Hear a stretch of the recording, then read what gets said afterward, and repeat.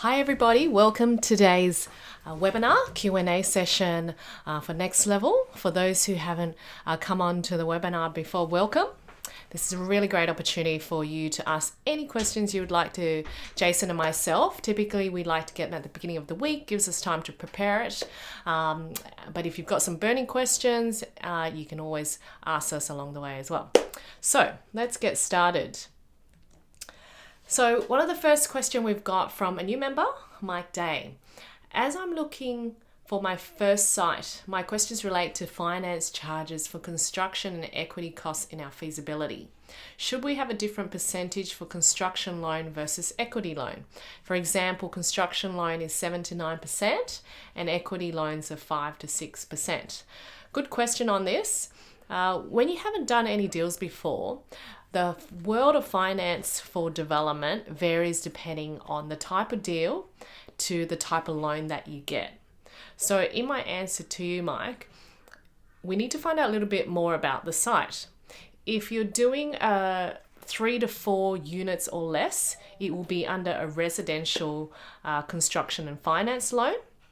If it's a commercial loan where you've got 4 units or more, so townhouses or apartments, they'll be commercial loan. Both these loans have different percentage interest rate for calculation.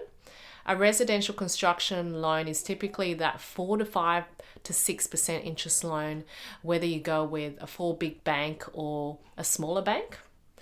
And these are great because you're in and out the residential loans with no pre-sales within 1 to 2 years. These typical deals might be 1 house, 1 into 2 houses, 1 into 3 houses, and require no pre-sales on these ones. A commercial construction loan, these are anywhere from 4 units plus, and you're going to be dealing with big banks to institutional banks to private lending money, and these are 6% to 10% interest rates, and they would have additional finance brokerage fees, establishment fees to cover these as well.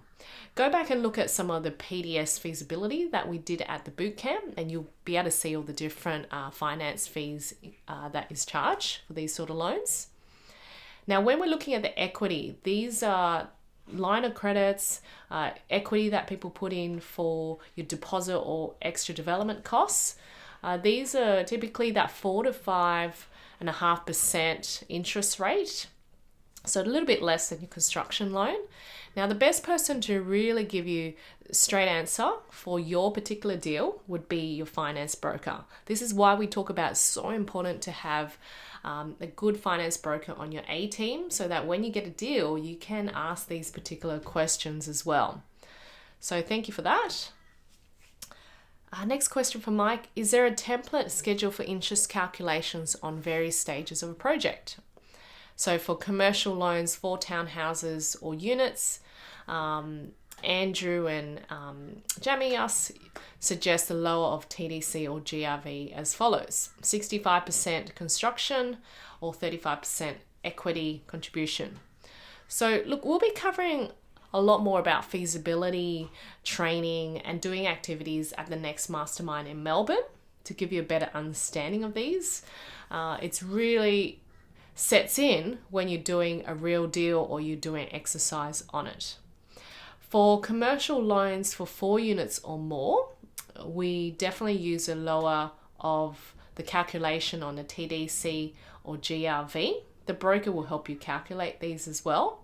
The easiest way to think about it is when you're doing your calculation on a deal, if you've got a TDC, for example, of $1 million, the bank or the broker will want to see that you have $300,000 equity or cash to put into the deal.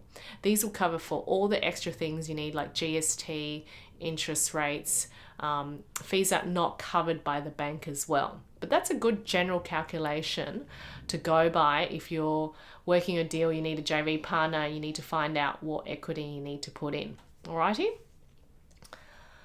Okay, next question from Mike. The way I'm calculating these costs to the TDC are that we pay the percentage of the full amount from month 1 to the end of the project.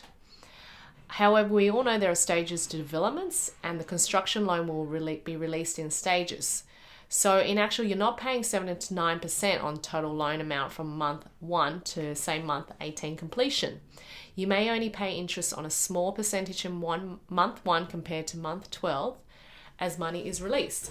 Should we calculate out a schedule of interest, or just calculate the total interest for all months to allow for contingency? Exactly right, Mike. The cost will be staggered as you go through your project, because when you first start the project, you might only have costing equity for the deposit of the product, stamp duty, some of the DA, consultancy fees, and interest will be low at the beginning. But as you progress, once you get your DA approval, you'll be paying more costs out for consultants. For the next stage of construction drawings, interest rates will be a little bit higher, but the highest interest rate will really be hitting when you start the construction, because more costs go out, you're going to pay for GST, and towards the end, your interest will be at the highest. So these are staggered as well. However, when you're doing initial feasibility and you're looking for sites, to make the process quicker as well, we'll do the interest on the whole TDC amount to cover for contingency if anything happens. And if the figures still stack up, calculating interest on the whole TDC amount from day 1, and there's profit there to be made, then I go, yep, okay, I'll do a deeper feasibility on this project. Then we'll do a staggered interest cost as well, and we'll look at a deeper feasibility on that. But you'll get better at calculating the interest once you know what project that is, whether it's residential construction loans, whether you need pre-sales, to how much interest will be paid for the whole project. Okay? But that 30% equity contribution is the best way to really know how much money you need into the project. Okay, next question is from Katia.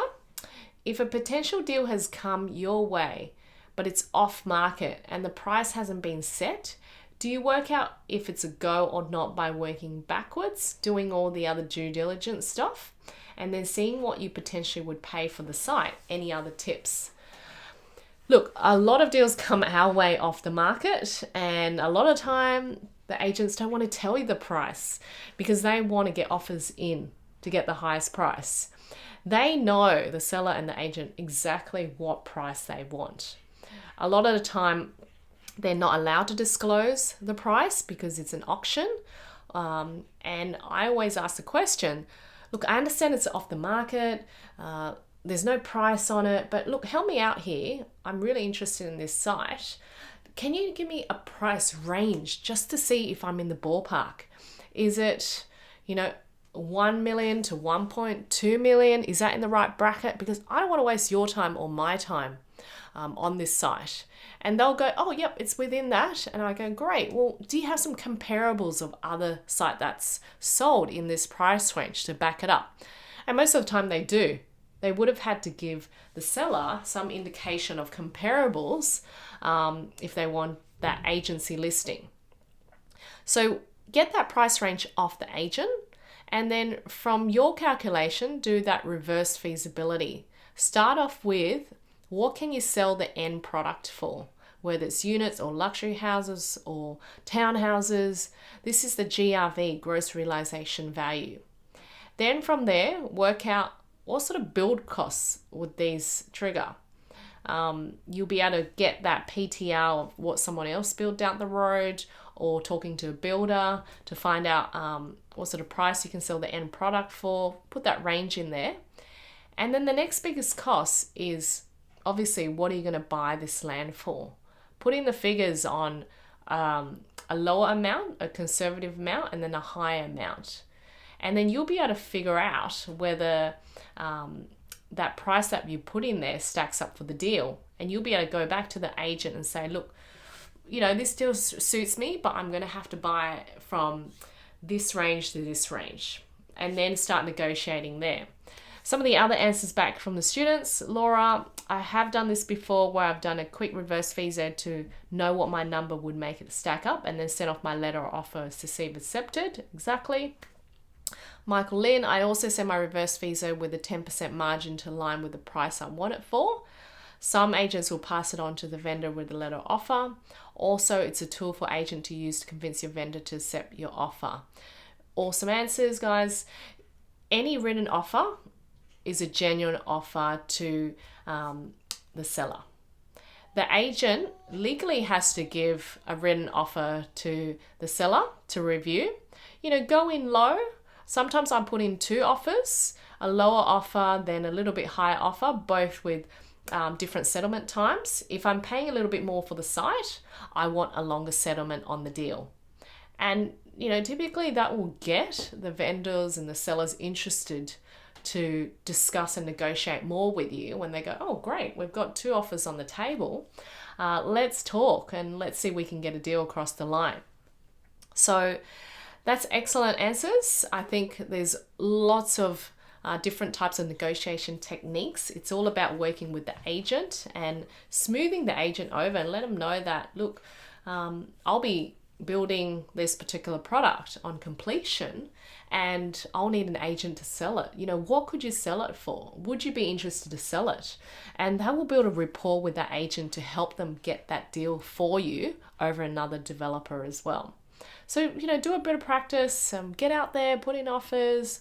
It's all about building relationship with these agents. And as you get better, more deals will come your way off the market as well. Okay, so these are the questions we've got for this week. We want to encourage you all to put as many questions as possible for our webinars. We do these monthly.